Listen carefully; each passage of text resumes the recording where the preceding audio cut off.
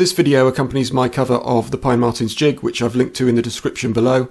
It's not a run through of how to play the whole track, but I'll focus on some of the finer details, which may be more difficult to pick out from the original recording. One thing that's important to mention in terms of the positioning of the notes and how the part is laid out on the fingerboard is that Dave Pegg is a master of the use of open strings. I think this probably comes from the tradition of reels and jigs and how in folk music the guitar and mandolin parts would often bounce off the open strings, and Peggy does this on electric bass and is able to have full control over note length and articulation, which most of us would find easier when fretting the notes. There's very little live footage of this track. In fact, I could find only one clip in which Peggy is barely visible, but I did listen carefully for any clues as to the use of open strings. I chose to play most of the first section fretted, with the following exception. I'm going to play through these examples slowly because I've had enough of playing the thing at full pace. So at the very beginning we have this, then these repeated Cs, and what probably sounds like this. In fact, there are two Gs in there, but it's not this. There is an open G string, a fretted G, followed by an open G string in there, so we have the... So you get something of the sound of the open string ringing out, although briefly, rather than the more staccato double G if it was fretted. So clues to the use of open strings in this section come, first of all, after this rundown from the G to the B flat. We have this. Now, because this song is in drop D tuning, which I should have mentioned earlier, we have only the option of fretting the B flat here, not here. And to get your hand from this position up to here in a very fast track to play that arpeggio part again is pretty tricky. I think possibly Peggy was going from there and then playing this. So he's using those two open strings rather than playing it there. Another clue is after this part we have Peggy again possibly played that D as an open D. But then he does a chromatic walk up to the B, and that's pretty tricky. Again, at the pace of the track, to get into that position again or find some way of fingering those notes. So again, possibly he was doing the same thing. So when we move to the first use of the open D, we have this part, and there's a very quick little grace note in the next section. So rather than it's...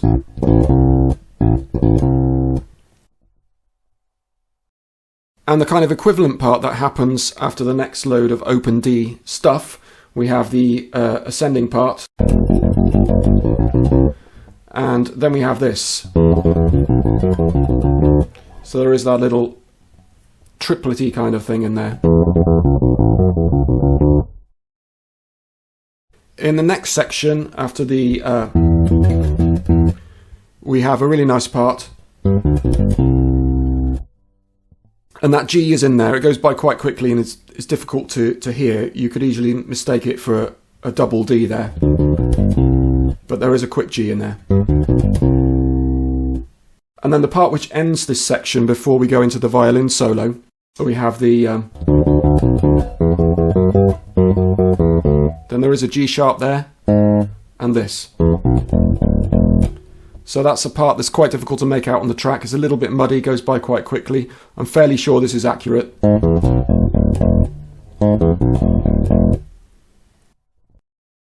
So when we get to Eddie Jobson's first electric violin solo, we have this part.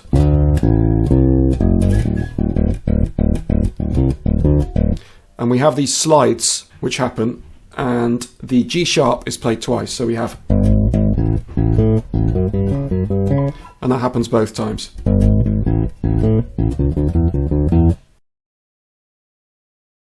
Then we get to the long repeated section behind the second violin solo. And that D is sometimes played as a full note and is sometimes muted. It varies throughout that whole section. I will go through exactly when that happens for everyone who's as over-particular as I am. The first pair are full Ds, the second pair are muted. Then we have this fast turnaround, and each time that happens, the A after that is not slid into, it's an open A. And the next part includes a G. So instead of, it's... So after that happens the first time, the next two have the full D, the next two are muted, then we have the turnaround, the same open A with a G, the next one is a full D, after that they're muted. And one thing to point out in this section as well is that after that second turnaround, when we go to the open A and the little lick with the G in it, the double stop that happens after that is a G5 rather than a G major, which is what all the others are. So then we come to a slight change when Peggy puts in some double A's, not batteries, because of course batteries are not included.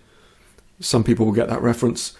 In the octave, and it kind of foreshadows Mark Cranny's double kick drums, which come in soon afterwards. So we have...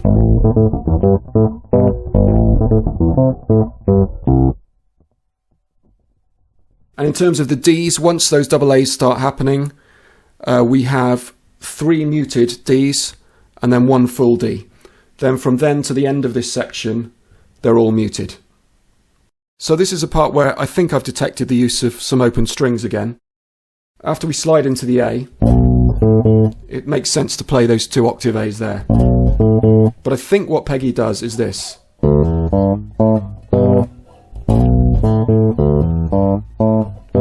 Now on the second part, I'm not sure. Or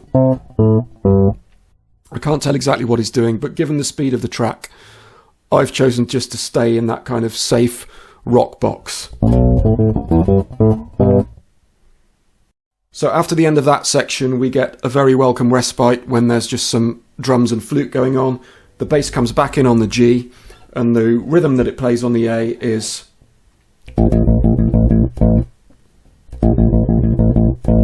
apart from the last time when it's like this.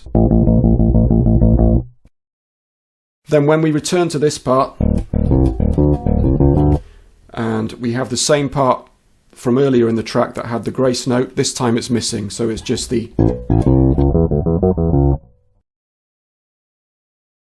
After this part is repeated, there's a slide down from the C. So that's the Marten's jig. I hope that's been helpful. I'm off for a breather.